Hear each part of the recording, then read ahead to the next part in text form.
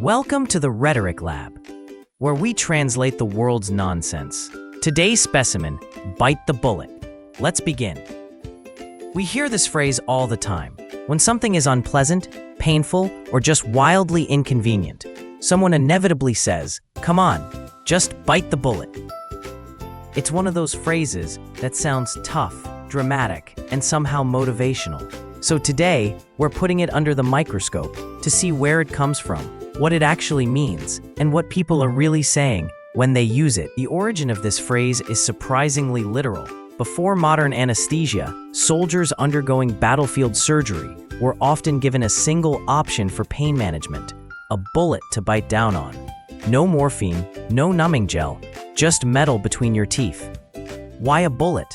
It was small, durable, and less likely to shatter than wood. If you survived the pain, you also kept your jaw intact.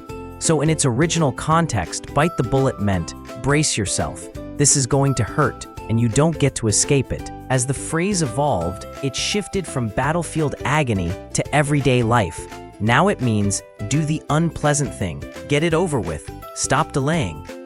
Psychologically, the phrase is about forced acceptance. It pushes you into compliance by framing resistance as pointless.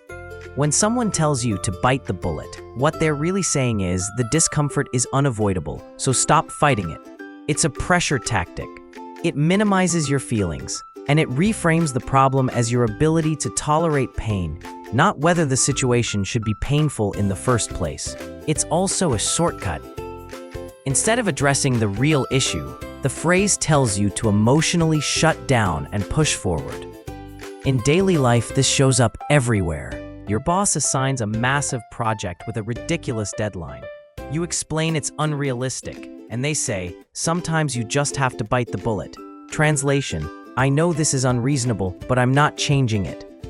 You need to make a dentist appointment you've been avoiding. Your friend says, just bite the bullet and do it. Translation: I don't want to hear you complain anymore, so please schedule it. Your partner wants to have a difficult conversation. You hesitate. They respond, look, we've got to bite the bullet. Translation: I want to get this over with, even if you're not ready. Rhetorically, this phrase works as a dismissal. It avoids discussion, removes negotiation, and forces you into action. It reframes the situation as binary.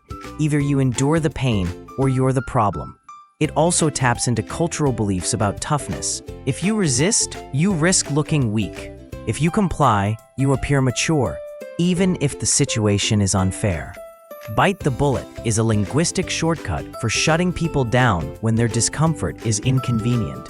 So here's the translation. Bite the bullet means stop resisting and accept the discomfort, because I don't want to deal with your objections. In everyday use, it often means, I don't have a solution, so I want you to tolerate the problem. Your feelings are valid, but I don't want to address them. This sucks, but you're doing it anyway. It's pain rebranded as maturity. The phrase survives because it's efficient. It compresses discomfort, urgency, and resignation into 4 words. But here's the truth. You shouldn't always bite the bullet. Sometimes the pain isn't necessary. The situation is just poorly designed, unfairly assigned, or avoidable with better communication. So the next time someone tells you to bite the bullet, pause and ask yourself, is this pain mandatory or just convenient for someone else? This has been the Rhetoric Lab. Keep your mind sharp and your ears even sharper.